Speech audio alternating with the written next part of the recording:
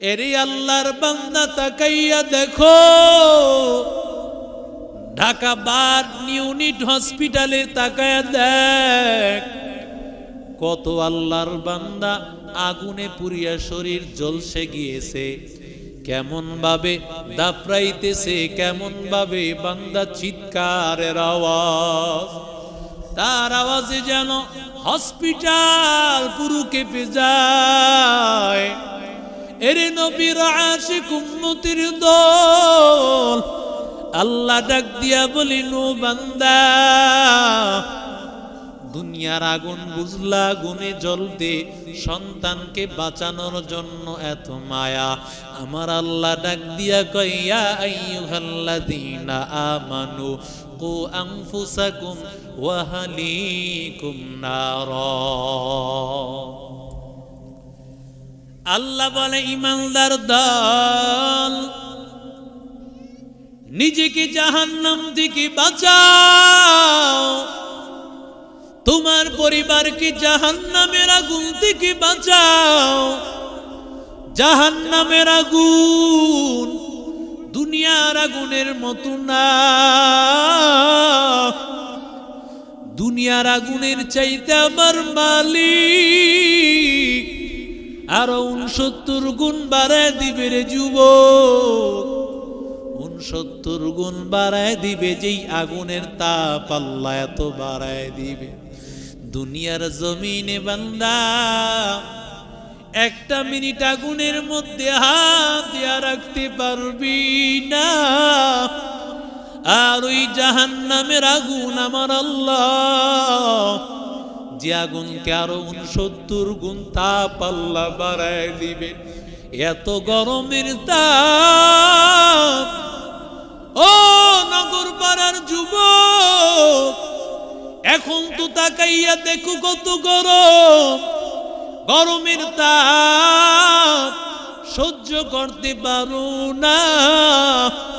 আমার আল্লাহ তাআলা মাত্র অর্ধ হাত উপরে যখন সূর্যরা রেখে দিবে, আল্লাহ বলবেন, ডাক দিয়া বলবেন, রে সূর্য, তোর যত তাপ আছে দুনিয়াতে সারিয়া দাও।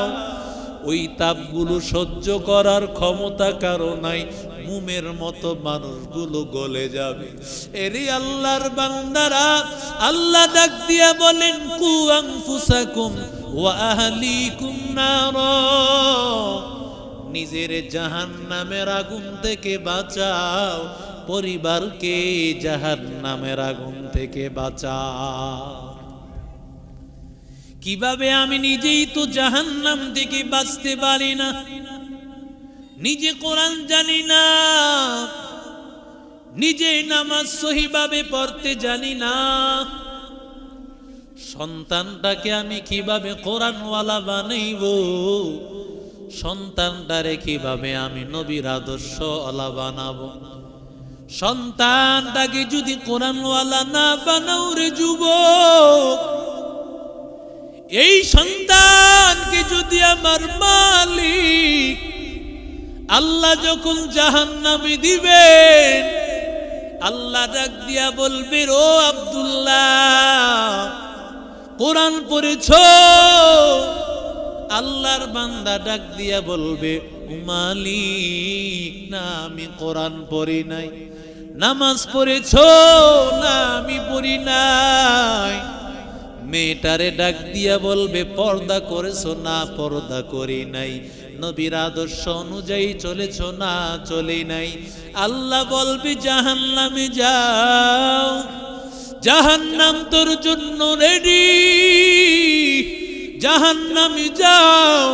আল্লাহর বান্দা ডাক দিয়া বলবে, রে মালিক, আয় আল্লাহ, রব্বানা ইন্না আতা'না সাদাতানা ওয়া কুবারানা ফাআদাল্লুনা সাবিলা।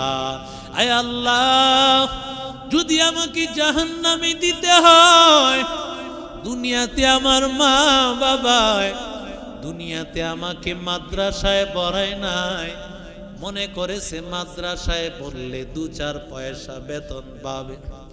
মাদ্রাসায় পড়ায় লাভ নাই। কথা বলেন না কেন?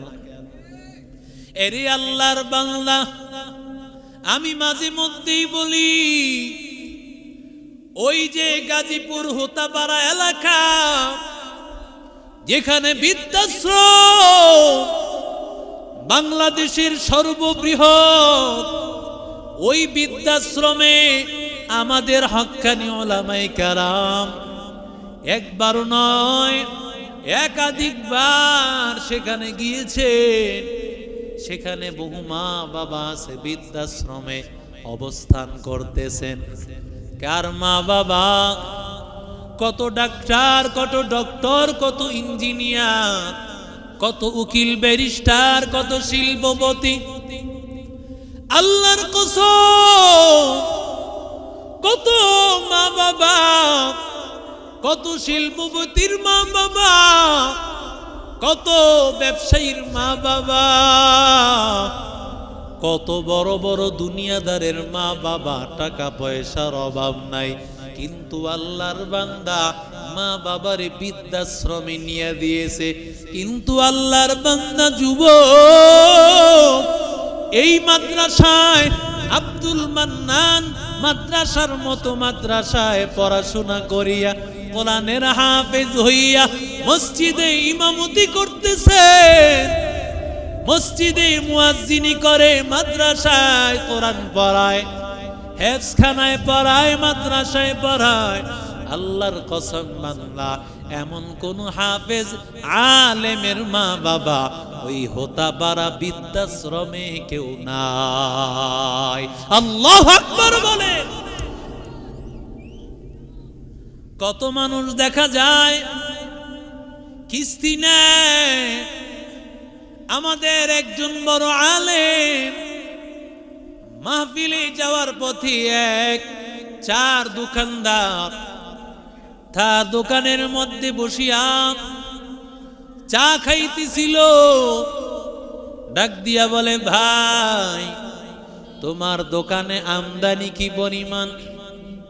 লোকটা ডাক দিয়া বলে, হযরত আমার দোকানে আমদানি প্রতিদিন প্রায় 2000। কত?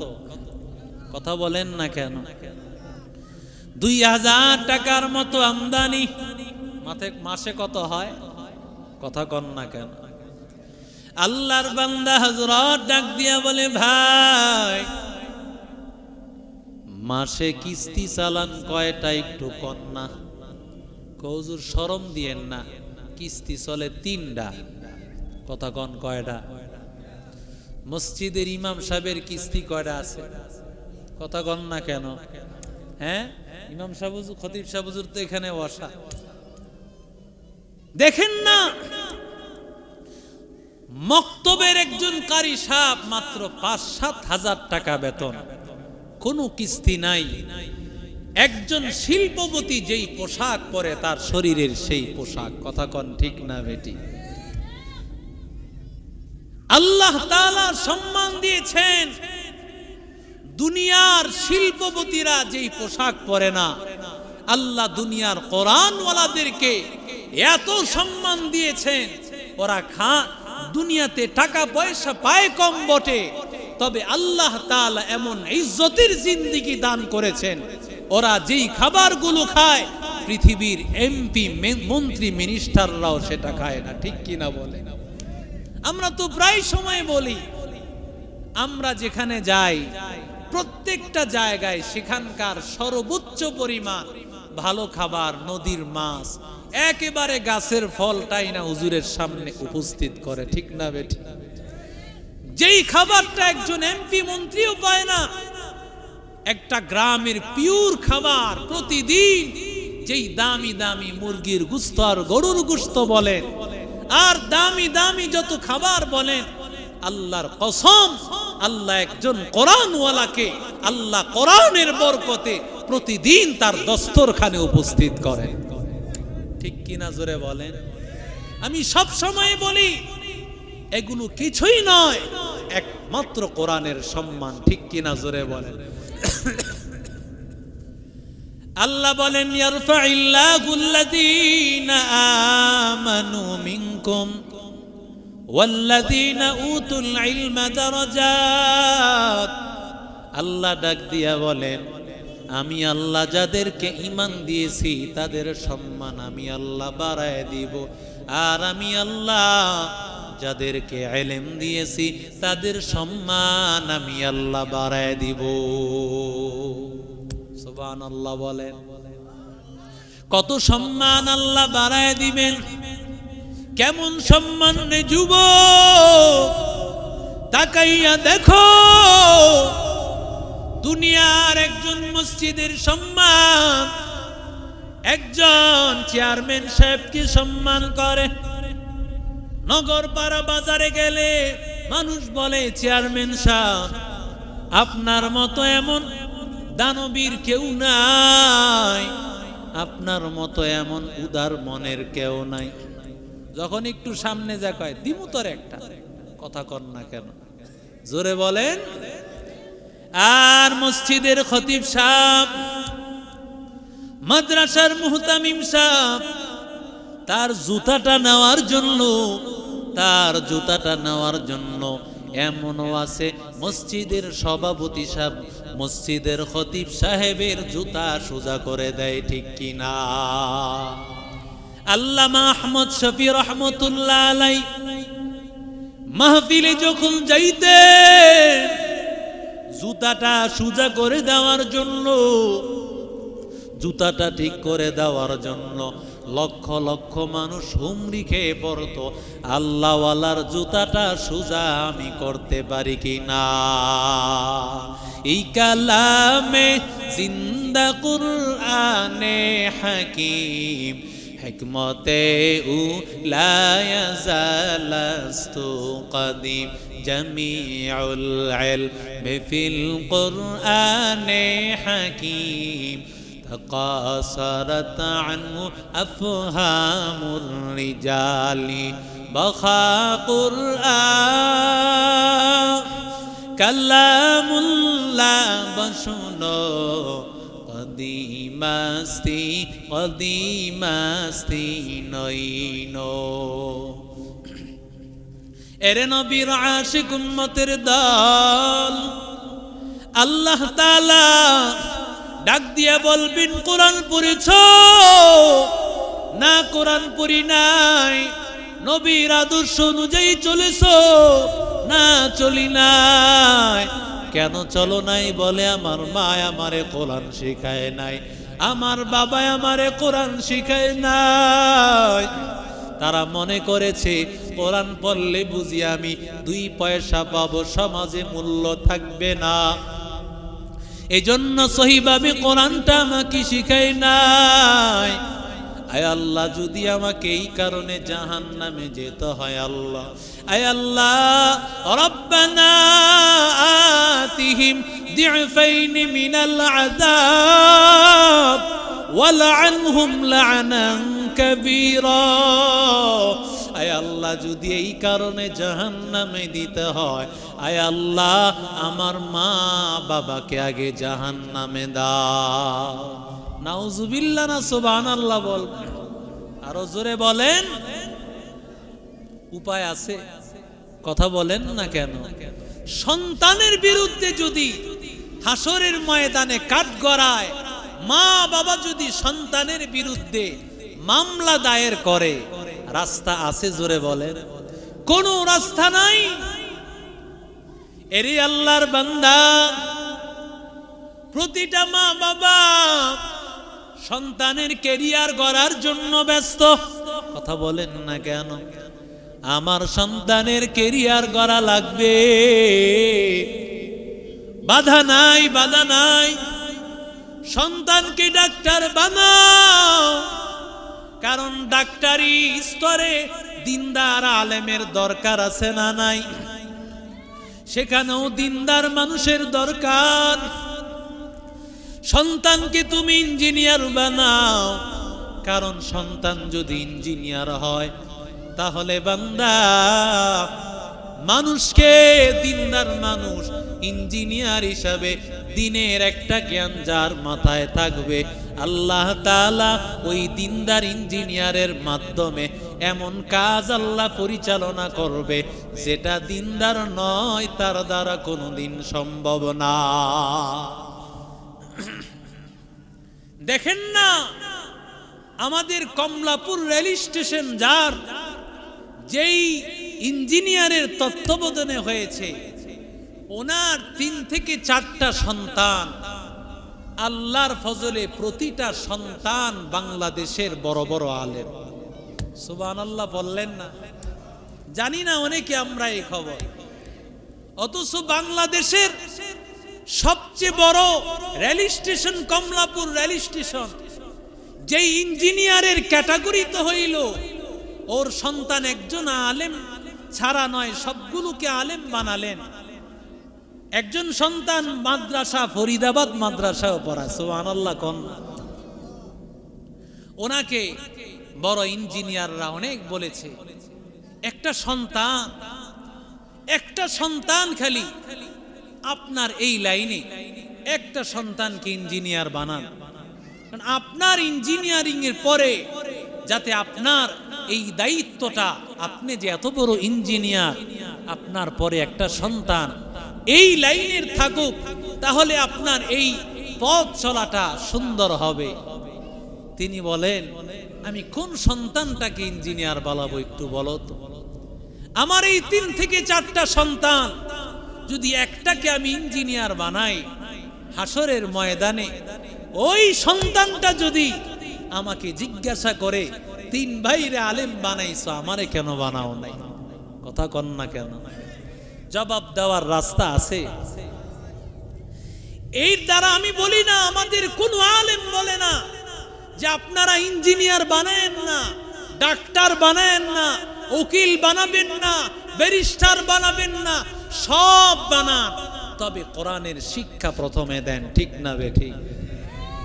প্রথম শিক্ষাটা যদি কোরআনের শিক্ষা হয়, প্রত্যেকটা সন্তানের প্রথম মেধা যদি কোরআনের মেধা ঢুকে যায়, আল্লাহর কসম সে কোনোদিন শরীফের মতো কোনোদিন নাস্তিক মুরতাদ হবে না। ঠিক কি না বলে?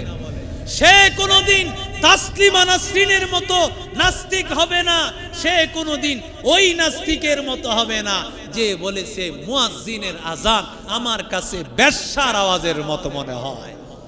কথা বলেন ঠিক না বেঠিক? মানুষ যখন কোরআনের মেধা না থাকে, এই যে দেখেন না আজকে কোরআনের মেধা আছে বিদায় যখন বলেছিল সরকার যে ইফতারি করে টাকা খরচ নষ্ট করার দরকার নাই, কিন্তু আজকে মুসলমান যদিও স্কুল কলেজে পড়ে, এই কোরআনওয়ালাদের কারণে এদের মেধায় কোরআন ঢুকে গেছে যে যত কিছুই হোক না কেন আল্লাহর কোরআন আগে, ধর্ম আগে। কথা বলেন ঠিক না বেটি? আজকে তো কিছু মানুষ মনে করে আমি আওয়ামী লীগ করি, আমার আওয়ামী লীগ আগে। কথা কোন ঠিক না বেটি? দিন চলে যাক, আল্লাহর কোরআন চলে যাক, তাতে কিছু আসে যায় না।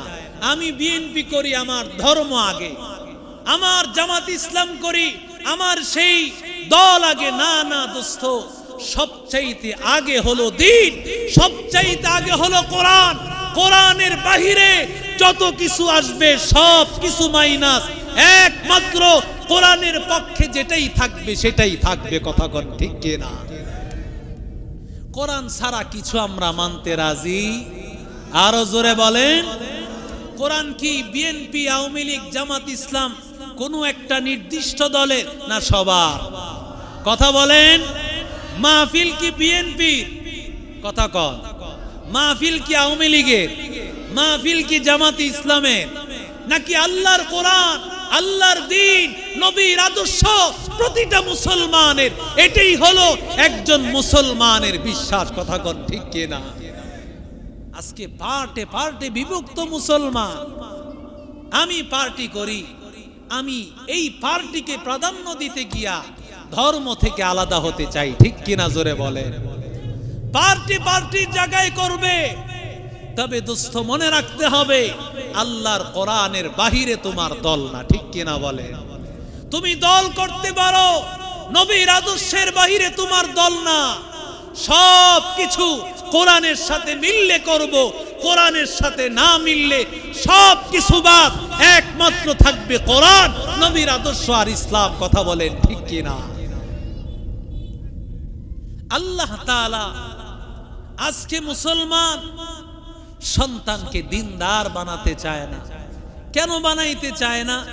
একটাই কারণ, যে সন্তানটাকে দিনদার বানাইতে গেলে 50,000, 60,000, 1 লাখ, 1.5 লাখ টাকা বেতন পাবে না।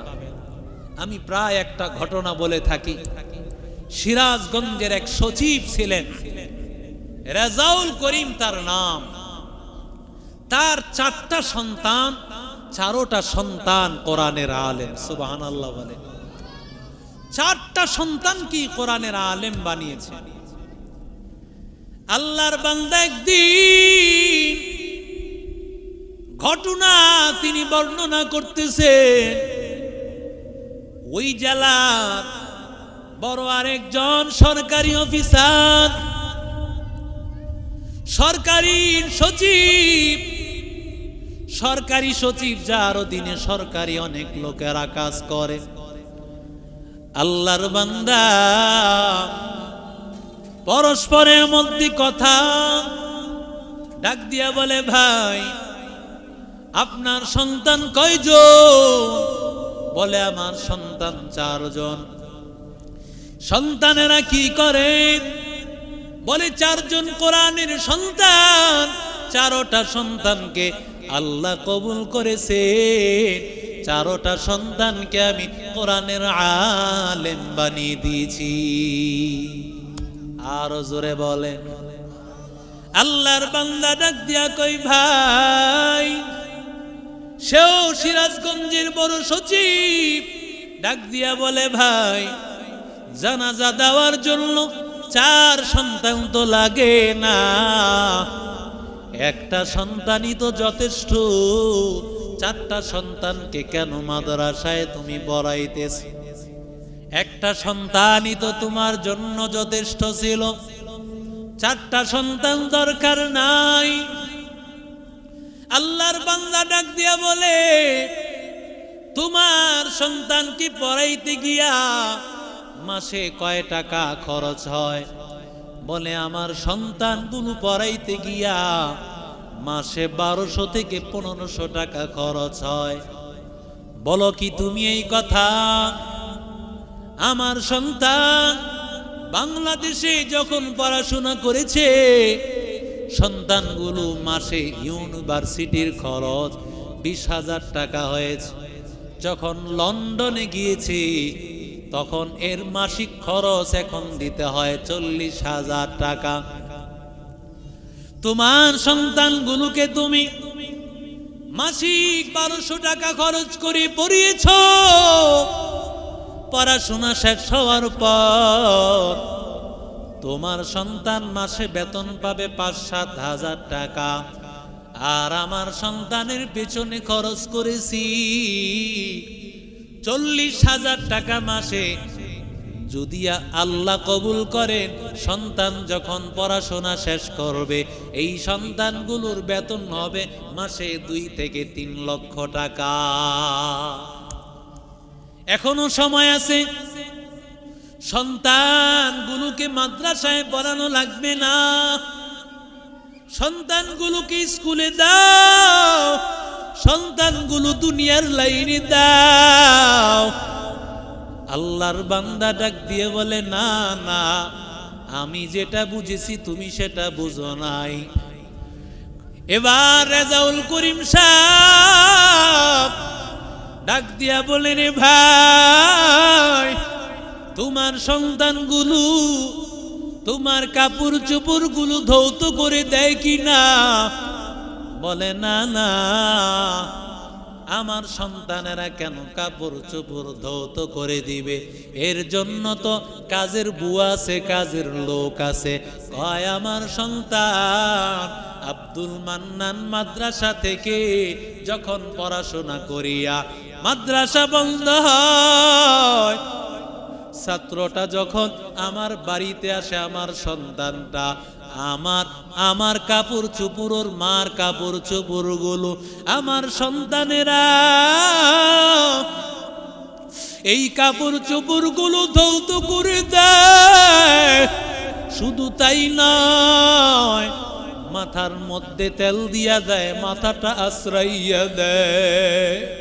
এরি আল্লাহর বান্দা যুবক, ওই সচিব সাহেব ডাক দিয়া বলে, ও রেজাউল করিম সাহেব, এর জন্য তো তোমার সন্তানের দরকার নাই, এর জন্য কাজের লোক আছে, এখনো সময় আছে, একটু বুঝো, সন্তানগুলোকে স্কুল কলেজ ভার্সিটিতে দাও। বলে, না না, আমি যা বুঝেছি তুমি তা বুঝো না। কথা কন না কেন? করোনা আইসা বহু মানুষকে শিক্ষা দিয়েছে যে দুনিয়ার এই শিক্ষা না। কথা কন না কেন? করোনা আসার পর থেকে অনেক স্কুল কলেজে, আমরা যেহেতু দেশটা আল্লাহ ঘুরাইছে, বহু স্কুল কলেজের শিক্ষকরা আমাদের কাছে বলে, হুজুর এখন তো আমাদের স্কুল কলেজে আর ভর্তি হতে আসে না, কারণ স্কুল কলেজের সন্তানগুলোকে স্কুল কলেজে পড়াইছে, কোটি টাকার সম্পদ, সন্তানেরা মা বাবাকে ঘরের বাহিরে রেখে দিয়েছে, লাশটা পর্যন্ত সন্তানেরা ধরে নাই। কথা বলেন ঠিক কিনা?